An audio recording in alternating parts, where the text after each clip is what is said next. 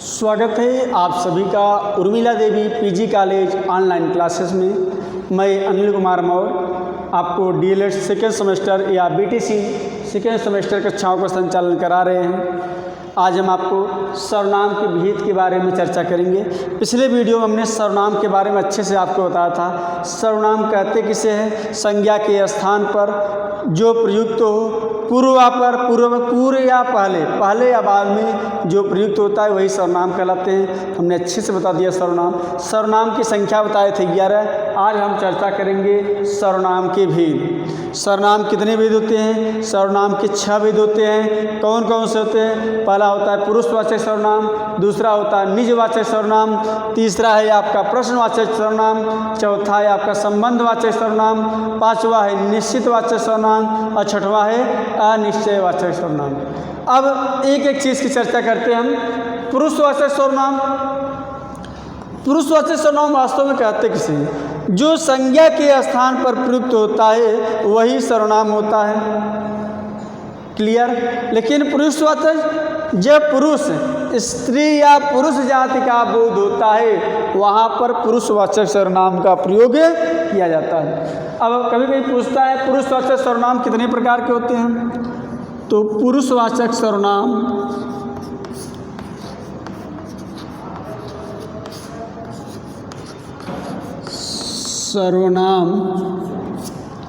तीन प्रकार के होते हैं।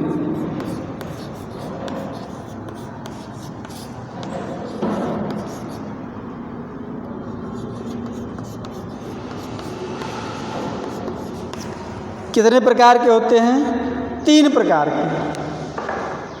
कौन कौन से होते हैं 3 प्रकार? देखिए, पहला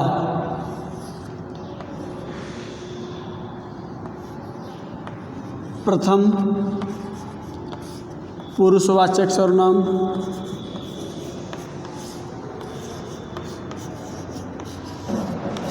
प्रथम पुरुषवाचक सर्वनाम।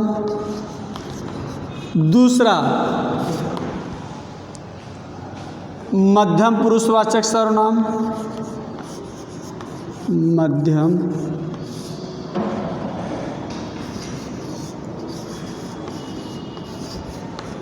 पुरुषवाचक सर्वनाम।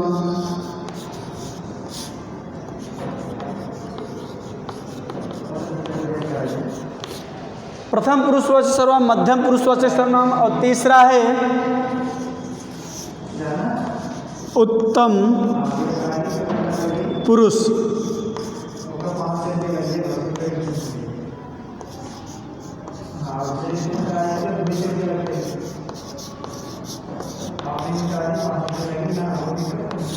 ठीक। तो प्रथम पुरुष किसे कहते हैं? देखिए, 3 चीज़ होते हैं। जब हम भी आप भी कोई चर्चा करते हैं, या तो अपने बारे में चर्चा करेंगे या तो सामने वाले आपके बारे में चर्चा करेंगे, नहीं किसी तीसरे पुरुष के बारे में चर्चा करेंगे। चर्चा सब लोग करते हैं तो मैक्सिमम कभी कभी 2 लोग चर्चा करते हैं, कभी तीसरे लोग के बारे में चर्चा किया। और चर्चा कौन करता है? सिर्फ 2 व्यक्ति। तो यही देखिए, प्रथम पुरुषवाचक सर्वनाम। यहाँ चलते उत्तम पुरुष। उत्तम मतलब श्रेष्ठ कौन होता है? हर व्यक्ति अपने आप को श्रेष्ठ समझता है कि जो उत्तम पुरुषवाचक सर्वनाम है ये श्रेष्ठ। श्रेष्ठ कौन होता है? मैं या हम। जहाँ मैं या हम का प्रयोग किया जाए वहाँ स्वयं अपने लिए प्रयोग होता है। हम कौन है? मान लीजिए वक्ता जो होता है अर्थ में वो श्रेष्ठ होता है। ये वक्ता हो गया। वक्ता मतलब जो बोलता है। कौन बोला? हम बोला। हम सर्वश्रेष्ठ हैं। उसके बाद वक्ता के बाद श्रोता। ये श्रोता है। ये क्या है आपका? श्रोता। श्रोता कौन होते हैं? दूसरा व्यक्ति। जो सामने जैसे आप हैं, आप श्रोता हैं, तो यहाँ क्या? मध्यम व्यक्ति। ठीक। किसी तीसरे के बारे में मान लीजिए 100-200 मीटर दूरी पे है, तीसरे के बारे में तो मध्यम पुरुष क्या प्रयोग होता है? तुम का प्रयोग होता है। प्रथम पुरुष कौन होता है? अन्य व्यक्ति, जिसके बारे में चर्चा किया जाए। जिसके बारे में चर्चा किया जाता है इसी को प्रथम पुरुष कहते हैं या तो अन्य पुरुष कहते हैं। अन्य मतलब तीसरे के बारे में जो चर्चा किया जाता है, अन्य पुरुष। जैसे वह, उसने, किसने, उसने, कौन, न हम न आप, कोई तीसरा, हो गया कौन, उसने। ठीक, तो बात आई समझ में। ये रहा आपका प्रथम पुरुष, इसी क्या कहते हैं, अन्य पुरुष। मध्यम पुरुष श्रोता, वक्ता कौन है, मैं। तो अब देखिए कैसे पता चलता है। जैसे हम कल आएंगे, इसी में पूछ लिया कौन सा सर्वनाम है, हम कल आएंगे। ठीक, देखिए सिंपल सा चीज़ है। ठीक, तो ये रहा, जैसे हम कल आएंगे तो कौन सा सर्वनाम है, पहले यहाँ चलिए। हम कल आएंगे, जैसे राम कल आएगा, यहाँ पर लिख रहे हैं हम कल आएंगे ना, तो राम कल आएगा या राम कल आएंगे, हम कल आएंगे। तो देखिए यहाँ पर वाक्य क्या बन रहा है। जैसे हम दिल्ली जाएंगे या हम कल आएंगे, बात वही हुआ। अब देखिए आप समझने वाली बात क्या है। पहले जिसे हम कल आएंगे पूछेगा सर्वनाम भेद में इसमें से कौन सा सर्वनाम है, तो पुरुषवाचक सर्वनाम, निजवाचक, परसवाचक। तो यहाँ देखिए पुरुषवाचक, इसी का आधार पर ये राम कल आएगा, श्याम कल आएगा, हम कल दिल्ली जाएंगे। तो यहाँ पर समझ में आ रहा है। अब हम उसमें से पूछ रहा है कि भैया बताइए कि इसमें से मान लीजिए पुरुष सर्वनाम क्लियर हो गया। अगर कहीं इसमें से पूछ लिया कि हम कल आएंगे, प्रथम पुरुष का प्रयोग हुआ, एक मध्यम पुरुष का, एक उत्तम पुरुष का, तो जहाँ हम देखेंगे वो हम कौन, हम स्वयं, हम के बारे में चर्चा हो रही है। जैसे वह कल आएगा, वह कल आएगा, कौन आएगा, न हम आ रहे हैं न तुम आ रहे हो, कोई तीसरा व्यक्ति आ रहा है। जब तीसरे व्यक्ति की बात होती है तो अन्य पुरुष की बात होती है या प्रथम पुरुष की बात होती है। लिखने में थोड़ा पता लग रहा है कि प्रथम पुरुष कैसे अन्य पुरुष हो गया। तो प्रथम पुरुष भाई वो है, मध्यम पुरुष हम है, उत्तम पुरुष मैं हूँ। जैसे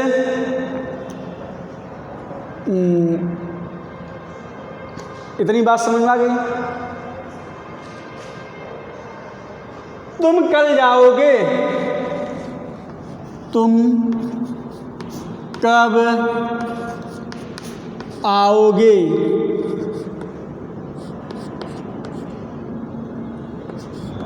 तुम कब आओगे, कब आओ भैया तुम बता दीजिए। आप लोग कॉलेज कब आएंगे, स्कूल कब आएंगे, जब खुलेगा तब आएंगे। ठीक, चलिए तो यहाँ क्या है, तुम कब आओगे में किस पुरुष का प्रयोग हुआ है, तो जहाँ तुम दिखाई पड़े वहाँ मध्यम पुरुष का प्रयोग होता है। इतनी बात समझ में आ गई। अब एक दो उदाहरण हम बोल रहे हैं, आप दीजिए। आप भोजन कर लें, तो आपका प्रयोग कहाँ होता है, तुम के स्थान पर ही आपका प्रयोग होता है। आप किस लिए प्रयोग होता है, जो आपसे श्रेष्ठ है, बड़े हो, वहाँ तुम के स्थान पर आपका प्रयोग, चाहे तुम प्रयोग हो चाहे आप प्रयोग हो, वहाँ पर क्या होता है, आप देखिए वहाँ पर मध्यम पुरुष का ही प्रयोग होता है। तुम हो चाहे आप लोग जानते ही हैं कि आप किसके लिए प्रयोग होता है। जैसे तू कहाँ गया था, चाहे तुम कहिए चाहे तू कहिए, बात एक ही हुई। तू कहाँ गया था, तुम कब आ रहे हो, मध्यम पुरुष का हो गया। अन्य पुरुष में वे कौन थे, वे कौन थे, कौन थे, वाक्य समझिए, वो कौन थे, न हम न आप, कोई तीसरा। वे कहाँ जा रहे हैं, किस पुरुष की बात हो रही है, अन्य पुरुष की बात। कौन, न हम जा रहे हैं न तुम जा रहे हो न आप जा रहे हैं, वे कहाँ जा रहे हैं, वह, वे, उसने, अगर इस हिसाब से प्रयोग हो तो वहाँ पर अन्य पुरुष की बात होती है। तो मैक्सिमम में तीनों महत्वपूर्ण हैं। क्यों? क्योंकि जब आप धातु रूप पढ़ते हैं तो वहाँ होता है प्रथम पुरुष, मध्यम पुरुष की उत्तम पुरुष। तो धातु रूप किसके अनुसार चलता है? अगर तुम हो जाएगा तो जानते ही हैं, चाहे लट हो, चाहे लोट हो, चाहे लिंग हो, चाहे लिट हो, सब में इसी प्रकार से 3 होते हैं। 30 पुरुष 3 वचन होते हैं, कुल मिलाकर 9 बनते हैं। तो ये संस्कृत में हमने आपको अच्छे से बताया भी था, लेकिन आपको कब समझ में आएगा? तुम आया तो किस में जाएंगे? मध्यम पुरुष। वह आया किस में जाएंगे? प्रथम पुरुष। हम आया किस में जाएंगे? उत्तम पुरुष। आप आए कहाँ चले जाएंगे? आप हैं, आपका मतलब है कि किसी दूसरे व्यक्ति के बारे में चर्चा हो रही है। तो जहाँ आप देखेंगे तो वहाँ क्या होगा? वहाँ पर मध्यम पुरुष की बात होती है। इतनी बात समझ में आई? ठीक। तो ये रहा है आपका पुरुषवाचक सर्वनाम।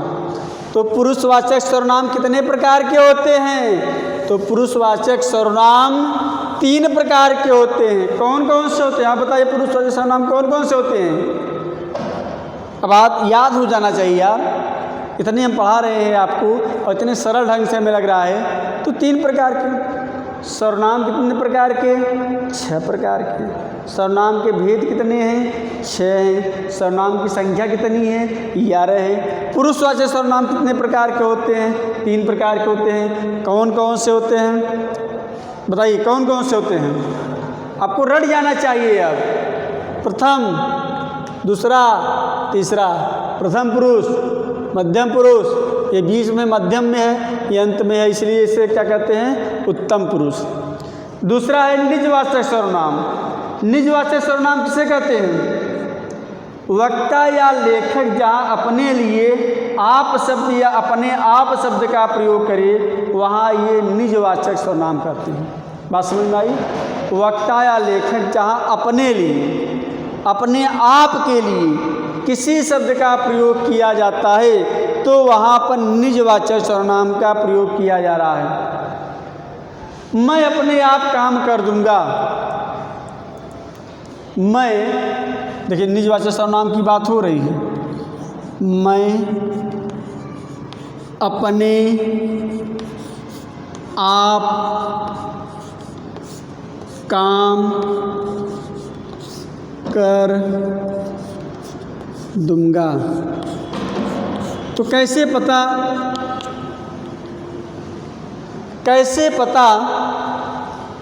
कि यहाँ पे कौन सा सर्वनाम का प्रयोग हो रहा है? बताइए, कैसे पता कि यहाँ पर किस सर्वनाम का प्रयोग हो रहा है? तो जहाँ स्वयं अपने लिए काम किया जाए, यह नहीं हो रहा कि आप कहाँ जा रहे हैं, तुम कहाँ जा रहे हो। यहाँ अपने आप की बात हो रही है, यानी निज की बात कर रहा है कि मैं अपना काम स्वयं करूँगा, मैं अपना काम स्वयं करूँगा या मैं अपने आप काम कर दूँगा। यानी अपना काम कर रहा था, निजवाचक सर्वनाम का प्रयोग कहाँ कर रहा था? जैसे तुम अपने आप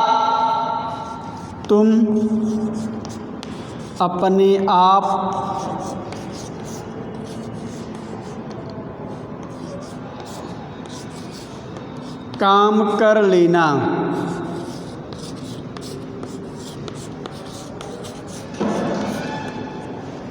तुम अपने आप काम कर लेना। तो भैया यहाँ पर कौन सा सर्वनाम है? अपने आप, स्वयं अपने के बारे में चर्चा कर रहा है।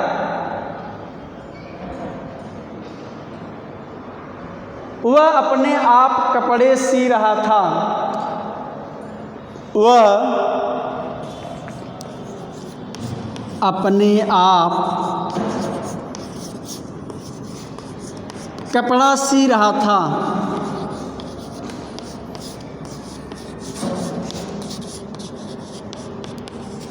देखिए, थोड़ी सी यहाँ पर आपको कन्फ्यूजन होगा कि यहाँ सर अभी कहा थे कि मैं, तुम, वह अगर देखे तो कह रहे थे प्रथम पुरुष सर्वनाम का पुरुषवाचक सर्वनाम प्रयोग हो रहा है, यहाँ आप कह रहे हैं निश्चयवाचक सर्वनाम का प्रयोग हो रहा है। तो यहाँ थोड़ी सी गौर करने की बात है, ध्यान देने की बात है। सब में आपको एक चीज़ कॉमन दिखाई पड़ा होगा,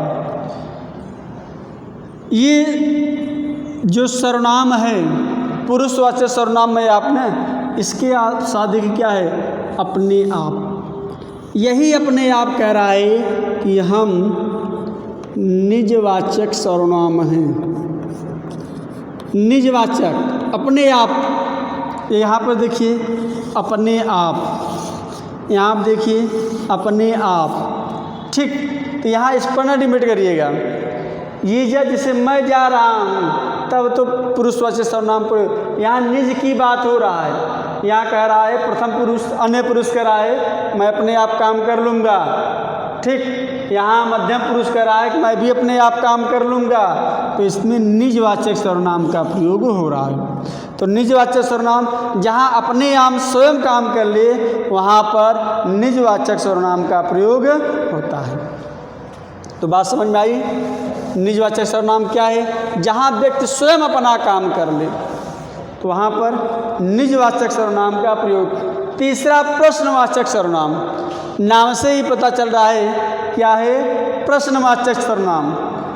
प्रश्न पूछने के लिए जिन सर्वनाम शब्दों का प्रयोग किया जाता है, प्रश्न पूछने के लिए जिन सर्वनाम शब्दों का प्रयोग किया जाता है उसे कहा जाता है प्रश्नवाचक सर्वनाम। कौन शोर मचा रहा है? कौन शोर मचा रहा है? कौन सो रहा है? कौन सो रहा है? बात समझ में आई? कौन, क्या, किसने, अगर किसने कहा, अगर इस है तो प्रश्नवाचक सर्वनाम का प्रयोग किया जाता है। तो इसमें प्रश्नवाचक सर्वनाम का चिन्ह क्या है? कौन। कौन, कौन सो रहा, शोर मचा रहा है, कौन सो रहा है। किसने इसको पीटा, किसने क्या खाया, वह क्या खाएगा। किसने, किसने इसको पीटा, वह क्या खाएगा। देखिए यहाँ पर सिर्फ प्रश्नवाचक चिन्ह का प्रयोग होगा, ठीक। इतना बात याद रखिएगा। देखिए आगे प्रश्नवाचक चिन्ह का भी प्रयोग होता है, यहाँ पर हमने थोड़ा गलती कर दिया था। कौन शोर मचा रहा है, कौन सो रहा है, किसने, प्रश्नवाचक किसने मतलब कोई निश्चित नहीं होता है, मतलब प्रश्नवाचक किसने, कितने लोग यानी संख्या है, किसने यानी कौन से लोग इसको मारे, वह क्या कर रहा है, कौन क्या कर रहा है पता नहीं है, लेकिन प्रश्नवाचक चिन्ह है, घर में वह कौन क्या कर रहा है। नेक्स्ट है आपका संबंधवाचक सर्वनाम। वाक्य में संज्ञा अथवा सर्वनाम के साथ संबंध प्रकट करने के लिए जिस सर्वनाम शब्द का प्रयोग होता है उसे संबंधवाचक सर्वनाम कहते हैं। संज्ञा और सर्वनाम के जो संबंध प्रकट होता है उसी को प्रकट करने के लिए किसका प्रयोग किया जाता है? संबंध जहाँ प्रकट हो वहाँ पर कौन सा सर्वनाम का प्रयोग किया जाता है? संबंधवाचक। जैसे कि जो जितना धावेगा उतना पाएगा, जो जितना धावेगा उतना पाएगा। और जैसे जो जागता है वह पाता है, जो सोता है वह खोता है। जो जागता है वह पाता है। कौन? एक तरफ संज्ञा है, दूसरी तरफ सर्वनाम। जो जागता है वह पाता है, जो सोता है वह खोता है। बात समझ में आई? और जैसे कहते हैं ना, कहावत है, जो कहा गया वही करो। जिसका काम ऊंचा उसका नाम ऊंचा। ठीक, जो जिसका काम ऊंचा, जिसका काम ऊंचा उसका नाम ऊंचा।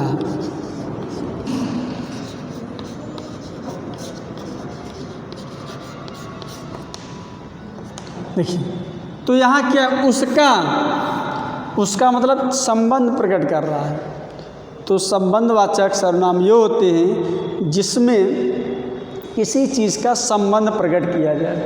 जैसे वह कहाँ गया वही करो, जो कहा गया है वही करो, तो संबंध आता है। और नेक्स्ट हमारा है निश्चयवाचक सर्वनाम। निश्चयवाचक सर्वनाम, जहाँ पर कोई चीज़ निश्चित होती है वहाँ पर निश्चयवाचक सर्वनाम का प्रयोग किया जाता है। अर्थात वे सर्वनाम शब्द जिनसे किसी निश्चित वस्तु का विरोध होता है निश्चयवाचक सर्वनाम कहलाता है। जैसे यह अच्छा लड़का है, निश्चयवाचक सर्वनाम। जहाँ पर कोई चीज़ निश्चित होता है, जिस संज्ञा का स्थान निश्चित हो, जैसे वह अच्छा लड़का है, वह अच्छा लड़का है। ठीक, तो यहाँ क्या है, यहाँ निश्चित है, निश्चितवाचक। लड़का कैसा है, वह अच्छा लड़का है। वह बुरी लड़की है, वह बुरी लड़की है। कैसी लड़की है, वह बुरी लड़की है। बात समझ में आई? तो यहाँ पर क्या है, अच्छा या बुरा यहाँ निश्चित है। लड़का कैसा है, अच्छा है। निश्चय है कि वह अच्छा लड़का होगा, निश्चय है वह बुरी लड़की होगी। तो निश्चितवाचक सर्वनाम यही है। अनिश्चयवाचक सर्वनाम, जहाँ पर कोई निश्चित न हो वहाँ पर अनिश्चयवाचक सर्वनाम का प्रयोग होता है। वहाँ कौन खड़ा है, अनिश्चयवाचक सर्वनाम। वहाँ कौन खड़ा है, वहाँ कौन खड़ा है, निश्चय है नहीं है, हम हैं कि आप, कोई तीसरा है, कुछ निश्चय नहीं है। या वहाँ कौन खड़ा था, यहाँ देखिए वहाँ कौन खड़ा था, इस हिसाब से वहाँ कौन खड़ा था, वहाँ कौन जा रहा था, वहाँ कौन जा रहा है। तो इस हिसाब से जो भी शब्द होते हैं वो अनिश्चयवाचक सर्वनाम होते हैं। कुछ मुझे भी दे दो, कुछ मुझे भी दे दो। क्या दे दो, कुछ पता नहीं है। क्या दे दो, कुछ पता नहीं है। यहाँ पर निश्चित है कि अनिश्चित है, यहाँ पर अनिश्चित है। ठीक, अब जैसे हम आपके सामने कुछ प्रश्न कर रहे हैं, इतनी बात क्लियर हो गई। पुरुषवाचक सर्वनाम क्लियर, निजवाचक सर्वनाम, प्रश्नवाचक, संबंधवाचक, निश्चयवाचक और अनिश्चयवाचक। ठीक, तो इस हिसाब से जैसे कोई कह दे कि भैया बताइए तुम कहाँ जा रहे हो, किस सर्वनाम का प्रयोग किया गया है, तुम कहाँ जा रहे हो।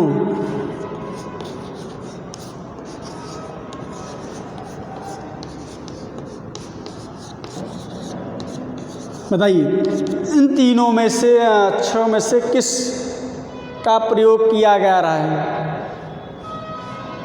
बताइए। तो तुम कहाँ जा रहे हो यानी प्रश्नवाचक है। वह मेरी दुकान है, वह मेरा मकान है। वह मेरा मकान है। यहाँ आप क्लियर हो गया? तुम कहाँ जा रहे हो? यानी प्रश्नवाचक। वह मेरा मकान है, वह मेरा विद्यालय है, वह मेरा पेड़ है। बताइए, वह मेरी बहन है। तो वहाँ पर जहाँ पर निश्चय हो तो वहाँ पर निजवाचक सर्वनाम का प्रयोग किया जा रहा है। जो दौड़ेगा सो जीतेगा। बताइए, जो दौड़ेगा सो जीतेगा, तो किस सर्वनाम का प्रयोग हो रहा है? संबंध प्रकट कर रहा है। जो पढ़ेगा सो परीक्षा उत्तीर्ण करेगा। तो यहाँ पर क्या है? यहाँ पर पढ़ना, परीक्षा उत्तीर्ण करना, दोनों में संबंध है। पढ़ेंगे तो परीक्षा उत्तीर्ण करेंगे, नहीं पढ़ेंगे तो परीक्षा उत्तीर्ण नहीं करेंगे, यानी संबंधवाचक सर्वनाम। ठीक, इस हिसाब से देखिए, जैसे कोई कह दे यह लड़का चोर है, यह लड़का चोर है, यानी निश्चय है कि यह लड़का चोर ही है। कोई ये नहीं कहता कि मैं चोर हूँ। हाँ, ये थोड़ी कहता है। यह लड़का चोर है, यानी आपके द्वारा, किसी तीसरे के द्वारा, किसी के द्वारा निश्चित है कि यह लड़का चोर है, तो निजवाचक सर्वनाम। कौन चोर है? जैसे 5 लोग खड़े हैं कि कौन चोर है, तो वहाँ पर क्या है? अनिश्चयवाचक सर्वनाम। चोर कौन है पता ही नहीं चल रहा है, ये चोर कौन है।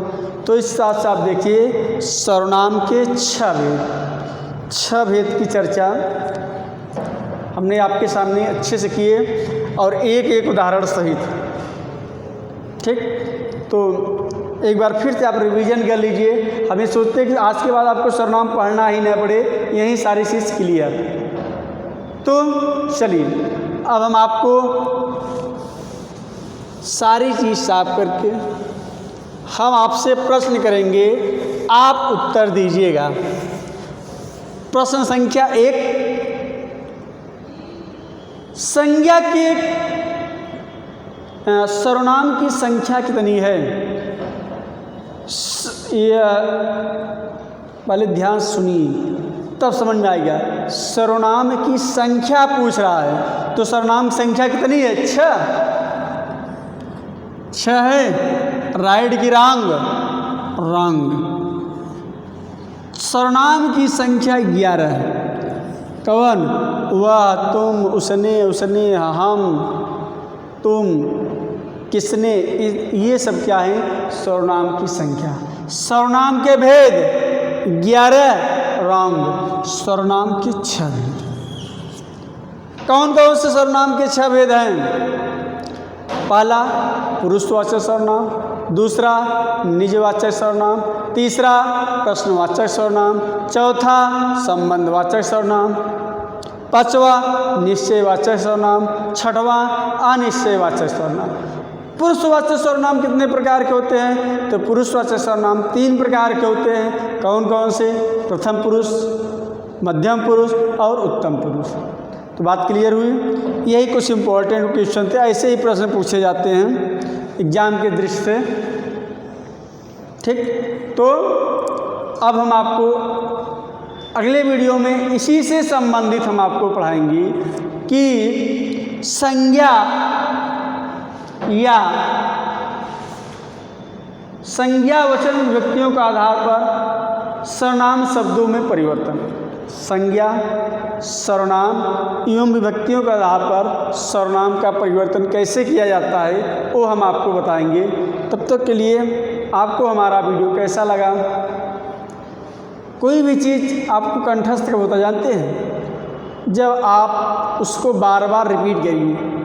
आप इसी चीज़ को 1 बार, 2 बार, 3 बार रिपीट करेंगे, बाद में कन्फ्यूजन बहुत होता है। आप सारी चीज़ें पढ़ लेंगे तो आपको कन्फ्यूजन उत्पन्न जरूर होगा। तो आशा करते हैं सर्वनाम में आपको कोई कन्फ्यूजन नहीं होगा, चाहे सर्वनाम की भेद हो, चाहे सर्वनाम की संख्या हो। तो मिलते हैं हम आपसे फिर नेक्स्ट अगले वीडियो में। तब तक के लिए सभी को धन्यवाद।